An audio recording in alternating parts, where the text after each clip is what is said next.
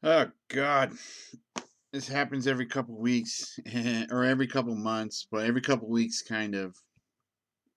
I just end up with like weird headache on one of my days off after my second graveyard shift. I have three swing shifts and then two graveyard shifts. So uh, we also switched instant coffees this week at the house from Folgers to something else, Nescafe or something.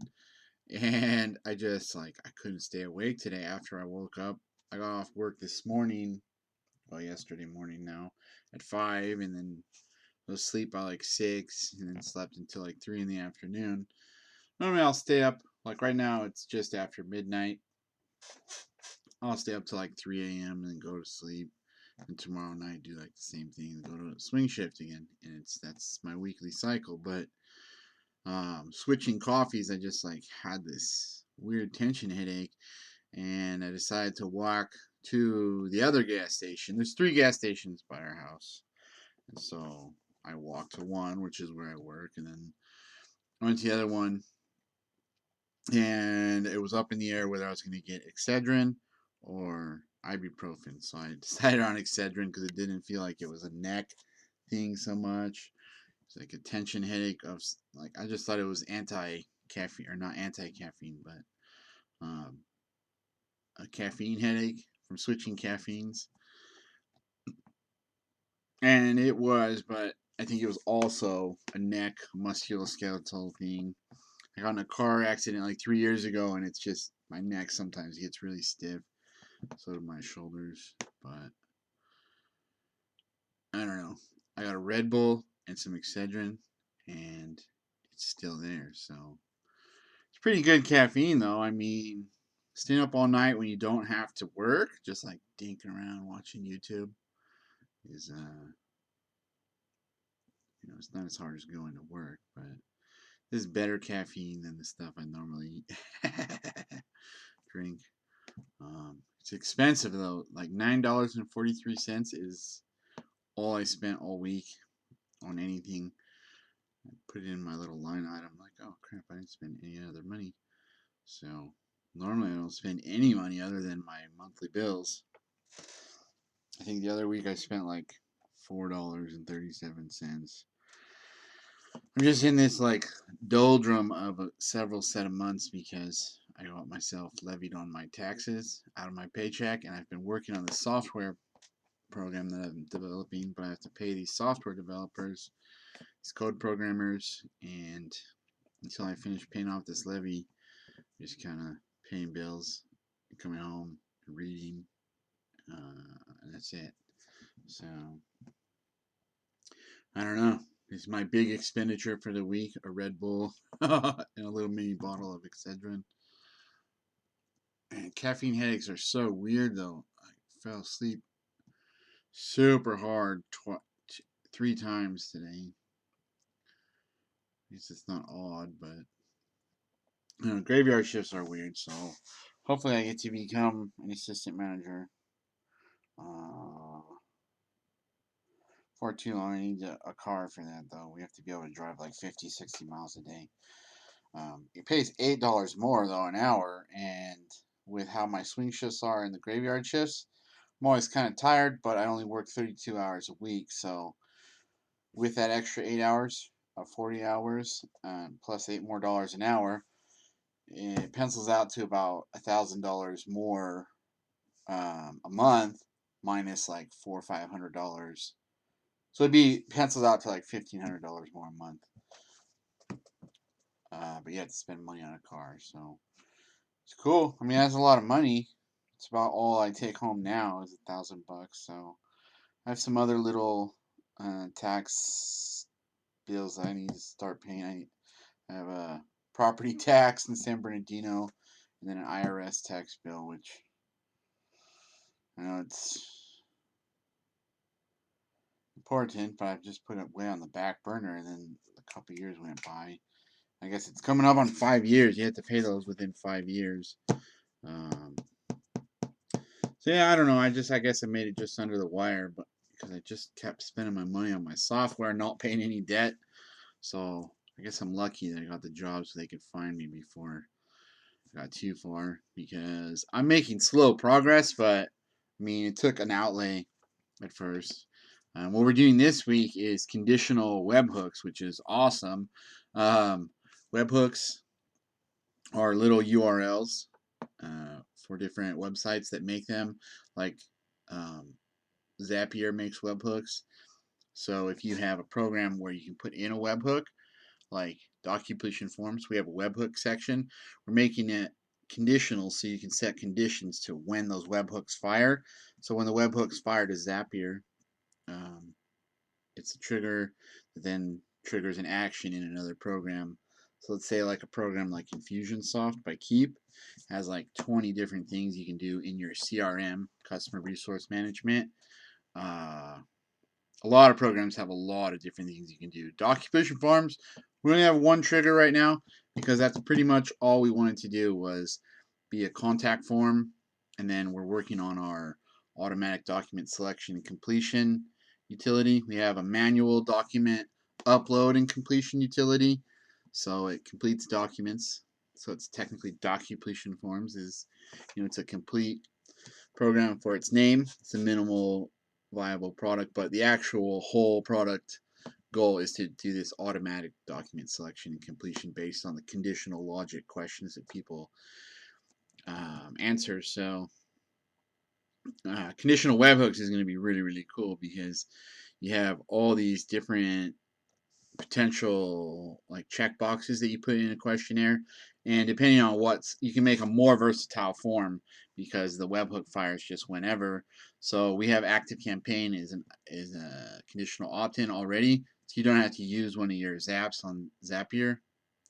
You can just connect right to active campaign, and that's like, oh, do you want to be in the newsletter, or do you want us to send you the weekly newsletter, or however you have it set up, whatever you have going on. You can do that and conditionally opt in. We're going to make our own CRM and our own automatic email program. What it is we buy these pre-made programs and they give you the right to private label them. So when I say make one, we're going to set it up and synchronize it, and then you'll have a way to connect between your contact form and the CRM or the automatic email responder email series program where it sends out like 10, 20, however many emails you have lined up. So what I do is I buy these programs that are more simple versions of programs that people use that are very complex for what they are. They're one thing, but I'm adding different, more micro utilities. So it's going to be $20 for all of that. Right now we have $35 and $47 for WordPress with SiteLock, but not everybody wants a WordPress, and therefore wouldn't need a SiteLock. SiteLock is for that WordPress, but everything else that we're going to build, we're going to make a $20 subscription level between the free 5, 35, and 47, because there's two different types of SiteLocks for the 50 gigabyte WordPress. Backing it down, we're putting another intermediary level in for the CRM and also the email series program. It's going to be $20. So there's another thing I'm adding in. It's Rackspace Office 365, which is excellent. I mean, we're going to be putting that in, and then we're adding like, I think that's going to be part of the $20 subscription. And then we're going to have add-ons of, I think it's $10 for a HIPAA compliant email. So that's something that's really big for what we're doing. And then that's going to be about the program. We're making a single sign-on, after all the rest of this is done. So I'm aiming at being done within a year or two.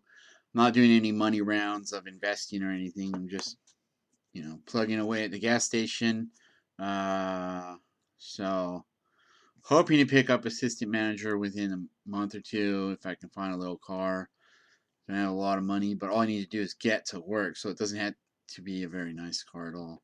It just has to get there. So, yeah, that's that. So I get weirdly over or under or sideways caffeinated a couple times a week or month. Every couple months I get some massive headache and I just feel like, a few times I've thought like, oh shit, I got COVID. But no, it's always sequentially or cyclically right after my graveyard shifts. It's like, no, it's not COVID. It's the same crap that happens every week. So I figure out how to caffeinate a little differently so I feel like I can wake up and do something. At first, when I first started doing this cycle of work, I was asleep for my 2 days straight, and that was it, and nothing else. Because when I first started, um, I only needed to cover $200 of bills, so I wasn't trying to work a whole ton. But they had me on all these graveyard shifts because the other guy was getting a back surgery, and then he came back, but I was still I've been doing Friday and Saturday night graveyard this whole time for like 9-10 months, and COVID started. So the whole time, I mean, I just got this job to be able to pay like $200, but I've worked full time the whole time, and I've ramped my actual, a couple of different little platforms that I've started paying for to interweave together on the website, which is what you do need to do when you're starting um, a software business or any type of business, really. A funnel is a presentation of your sales message using different elements of different online platforms. So like you'll embed a YouTube video on a WordPress page or on a ClickFunnels page, and then you'll have like an opt-in, and that will go over to your active campaign. Maybe that'll go through Zapier. There's all these different things, and you try to make it seamless as possible. I started using Paid Memberships Pro for the website login, and then there's a secondary page where those get to log into the second parts of the program, and then we're going to be locking down the different elements. And then after they're locked down using Paid Memberships Pro, there's still a secondary login, but we're going to use SAML code to make a single sign-on, so you will only have to log into the website. And that way it's kind of a modular system. So anytime I want to add something new, I can add something new to one of the payment levels. Really, a lot of these programs are very, very cool. All you have to do is do the payment outlay to put the program up on your server, and then synchronize everything. So it costs some money to do it, but as long as you have the room on your server, you can do it. So this is a basic, straightforward type of strategy for software. It's kind of like producing another coin-operated laundry. There's other programs out there, but for me, I have one of the people I work with is the person who made the contact form.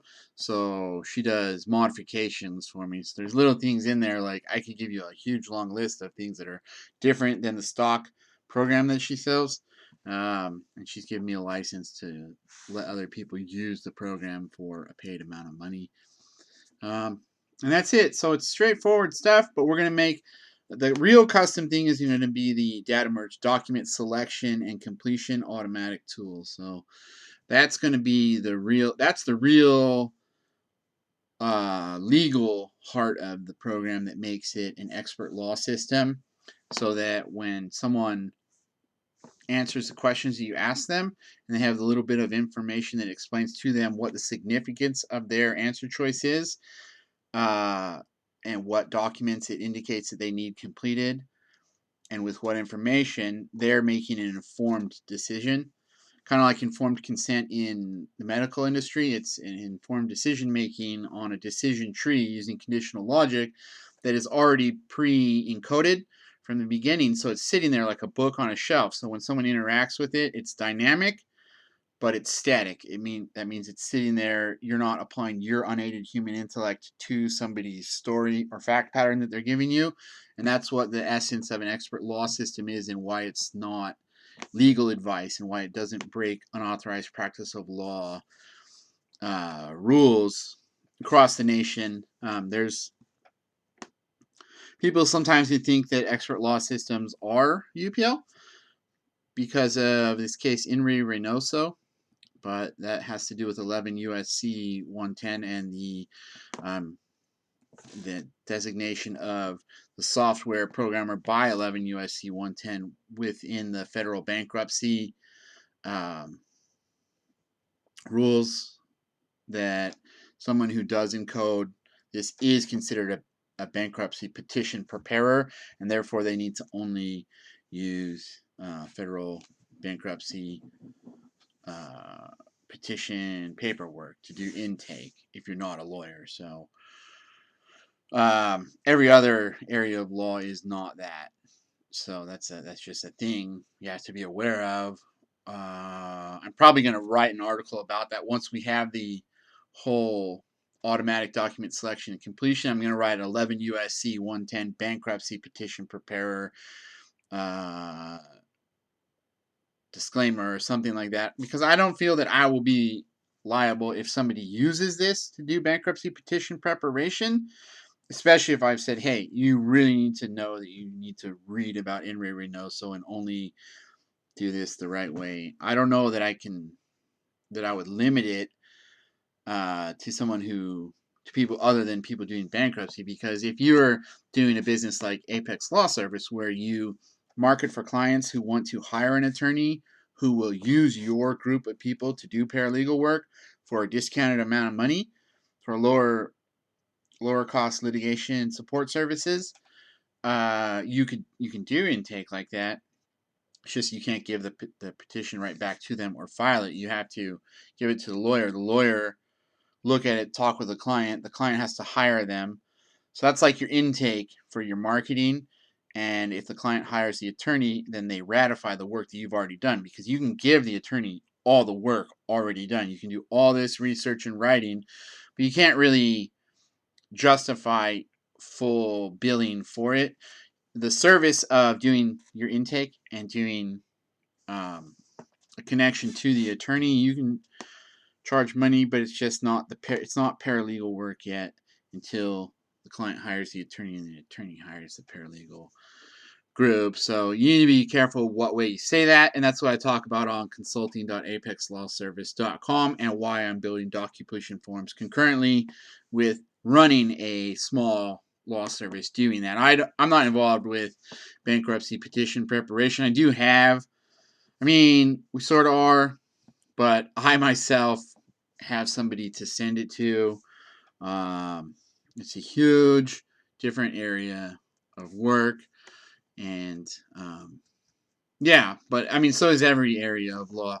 I have different people who are experienced in doing paralegal work for attorneys in each niche area, so it's just its own thing. It's just sort of different. I don't know, every area of law is different, but it's really different. To me, it's so foreign. Different people have different ways of thinking that makes one area of law just make more sense to them. To me, the things that don't make automatic sense, but I have people who focus on them, are family law and bankruptcy. Everything else just like makes sense to me, the way it works, the things attorneys ask for, the things I need to bring in an intake in the first place. I can basically do a basic intake for a family law situation, but I don't know all the questions to ask, so I'd have a very limited intake to give to an attorney, which is also fine. I hand it over to one of the paralegals who has more experience, and they'll do like a secondary intake before giving the intake to the attorney. So that's how I operate with Apex Law Service. And then DocuPush forms, it's just cool having my own conditional logic contact form business and connecting it to all these different services via Zapier and also direct integrations. So I don't know, the next couple of years, hoping to really get it off the ground and not need to have another job. I have this little dream about owning a 7-Eleven. I always have. I just thought 7-Elevens are the coolest thing since forever. But yeah, that's it. I'm dealing with a weird tension headache right now. I feel better after some Excedrin. And that's the weekly video. There you have it.